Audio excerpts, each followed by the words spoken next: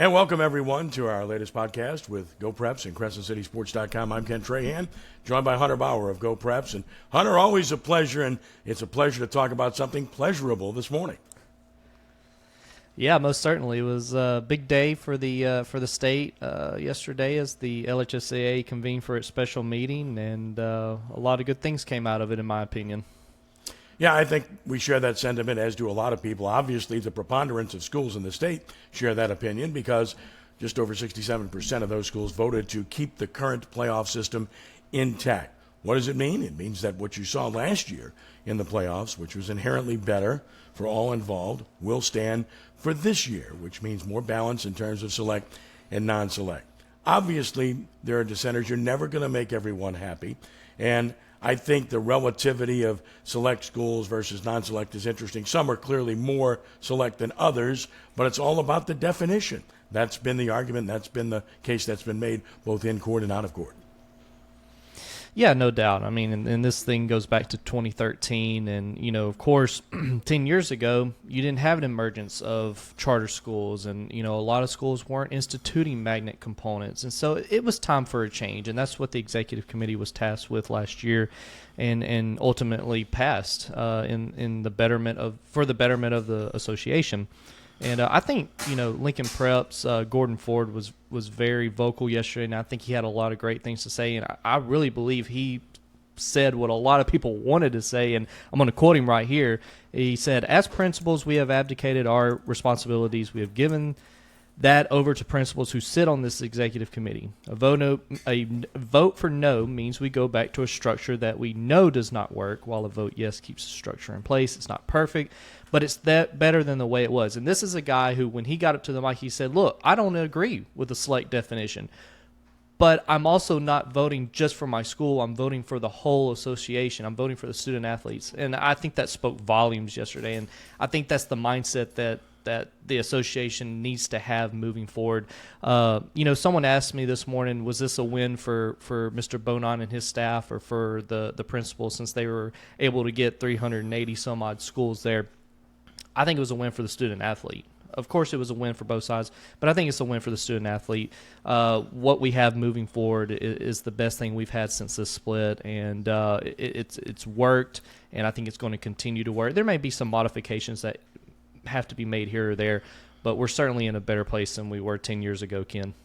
Well, I think you summarized it very well, and I think it's all about the student athletes, and they've been the ones that have been short-circuited, so to speak, for many years now, and there's a better opportunity moving forward. And I hear all the time it's a principals organization, and we heard that again yesterday, with all due respect to those that put that forward. And I understand that sentiment. Principals have the vote.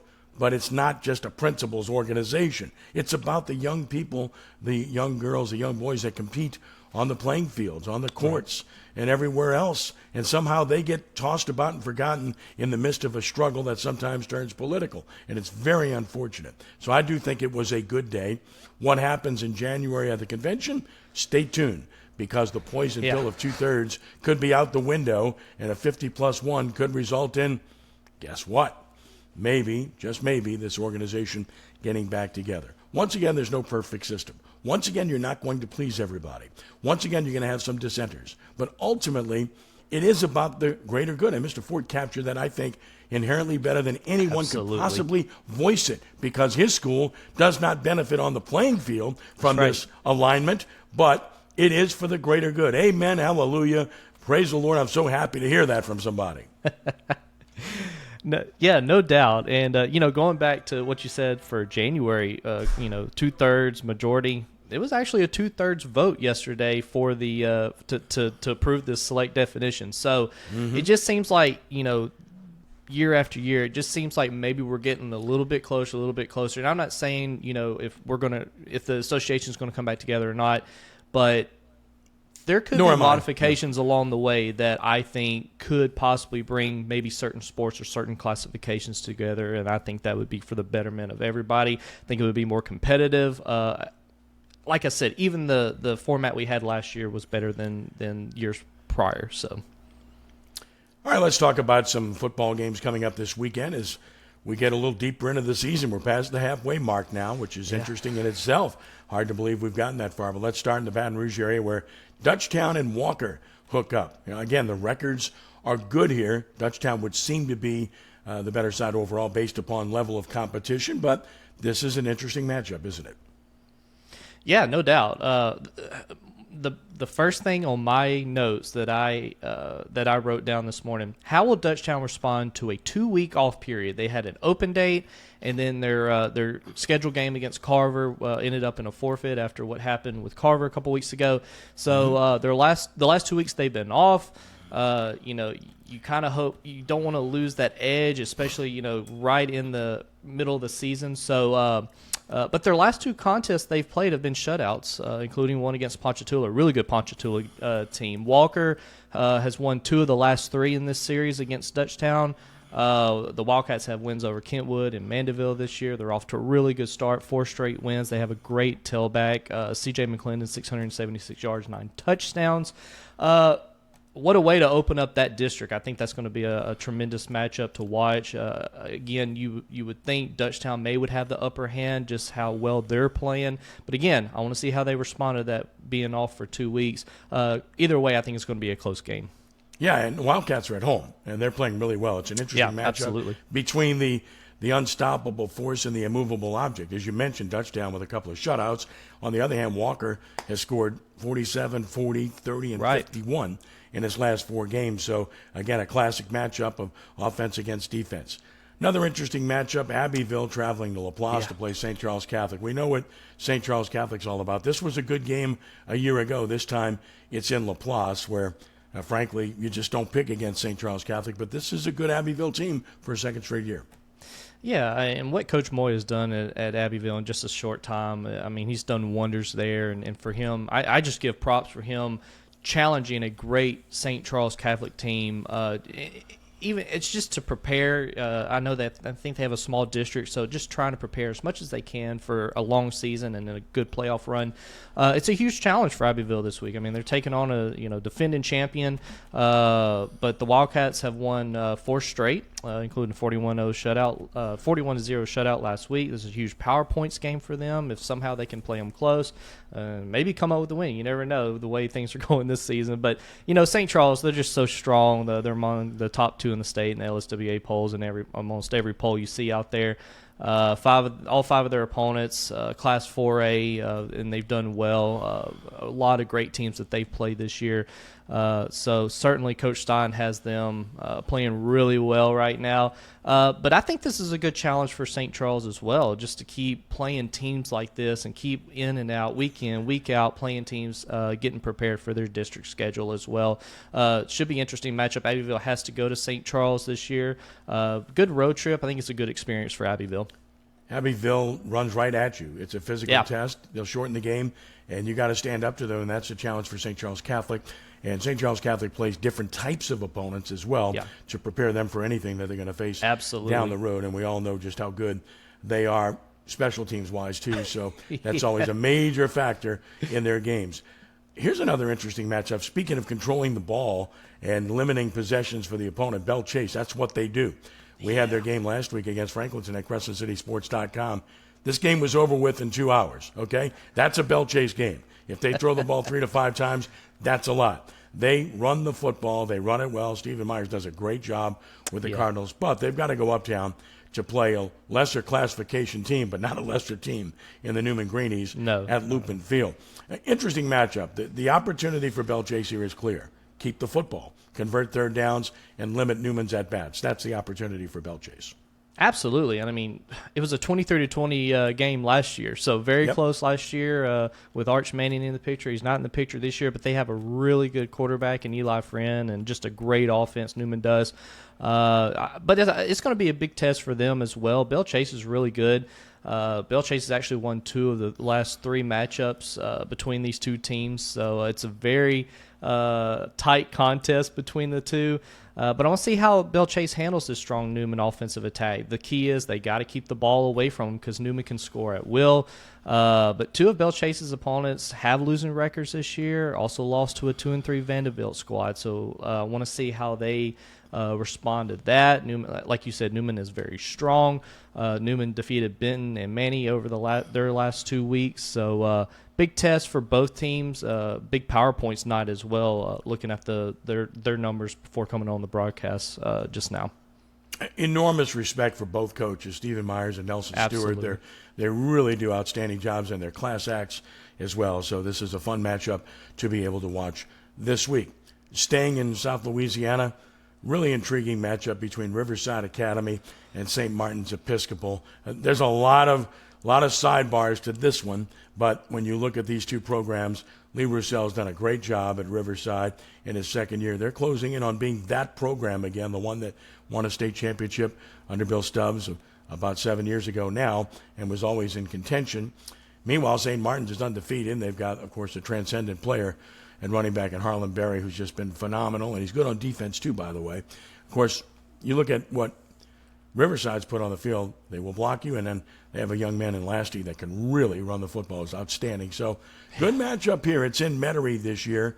You know, some people would point to Riverside having the slight edge in this one. That's likely true physically, but in Metairie, I think this is a really interesting matchup between two teams. And, of course, the biggest sidebar to this is obvious, and that is that the head coach at St. Martin's is Kevin Dizer, who does a great job, and Kevin was the coach at Riverside most recently. And some of those young men at Riverside played for him. So this is an intriguing matchup, to say the least. Yeah, no doubt. And, you know, Riverside having won 5 straight in this series going back to 2019. Look, Ken, I was just looking at the district standings. On paper, this could be your district championship for 10-1A. I mean, what a way to start out your district schedule by playing with these two teams playing. Most certainly, you know, St. Martin comes in with Harlan Berry, 805 yards, 16 touchdowns. We all know about Harlan Berry. We know what he can do, but what can St. Martin's do? Can they break the streak? Can they get that win over Riverside? Can Coach Dizer be the deciding factor in that series? So it's going to be interesting to see how it plays out. But yeah, just, you know, looking over their schedules right here, you know, very similar to what they do. Riverside's actually played maybe a little bit tougher schedule than what St. Martin's has. Of course, St. Martin's was off 2 weeks ago, so have only played 4 games. But certainly you do want to give the edge to Riverside. But I think it's going to be close either way. But I think Harlan Berry is going to be the difference maker. I think he's going to be able to cut loose a little bit this week. He knows it's a big game. They know it's a big game, and it's for the district championship. So certainly this is going to be one to keep an eye on Friday night. Yeah, it's going to be all about whether St. Martin's can stand up to the physicality of Riverside. Yep. Lee Roussel's a great coach, great offensive line coach at Nicholls State, great offensive line coach at Archbishop Rummel when they won state championships, and previously at Lutcher. His teams will line up and they will hit you and hit you hard. So that's going to be the test for St. Martin's, is whether they can stand up physically to this team from Riverside. And, of course, Frank Gendusa had the foresight. He tells the story that he's at St. Martin's coaching against Riverside, and he was impressed with Kevin Dizer. When Coach Dizer wasn't retained at Riverside, Frank Gendusa called him immediately and offered him the opportunity, and then he succeeded him as head coach this year. So it's a pretty good story. The final game is in Southwest Louisiana, and this, again, is another really good matchup, two really good offenses, Westgate and Turlings Catholic. Look, Westgate lost its first game last week, but it was in Shreveport against an elite Calvary Baptist team, and they were very competitive in the process. Held to 22 points after putting a ton of points up against a bunch of opponents previously. And, of course, Turlings Catholic can score with anybody.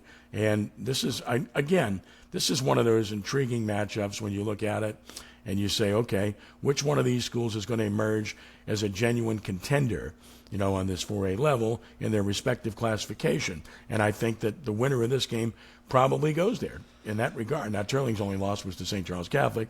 Certainly no shame in that. So, again, really intriguing matchup here. And, of course, the Rebels get the home game here.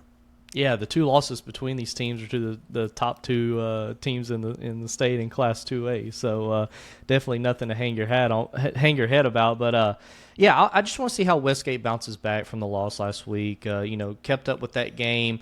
Seemed like they were in it, and then something would happen, and then Calvary can strike quick. So they struck quick, but it seemed like Westgate never quit. They were always in the game up until the very end. So I want to see how they respond back. Turling's Catholic has an impressive resume. In recent weeks, they've had wins over Opelousas and Notre Dame, which are two really good teams down there in the Lafayette area. Quarterback Preston Welch, 2 or 3 year starter for Turling's Catholic, has done really well. He's usually in the top 15 in passing yards every year. So, but Westgate defense, they've been able to hold these explosive offense to minimum points, whether it's a win or a loss. So and now you're going into district play. You're getting to the nitty gritty. You're getting to the end of the season. You're trying to get as many power points as you can to get a good spot for the playoffs. So definitely interested to see how this ends up.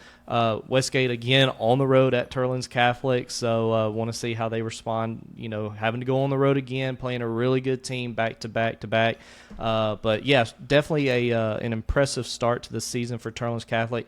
Can they keep it going against a good Westgate team? Week 6 of the season, week 6 of the 29th year of our original Prep Football Report, this coming Friday night in the New Orleans area on 106.1 FM, on 5 other stations throughout the state, and of course at NashFM1061.com, with a host of things to consider. 50 reporters at different games all over the state, best scoreboard in the state at Crescent City Sports, and of course Hunter Bauer, now part of this. We had him on last week.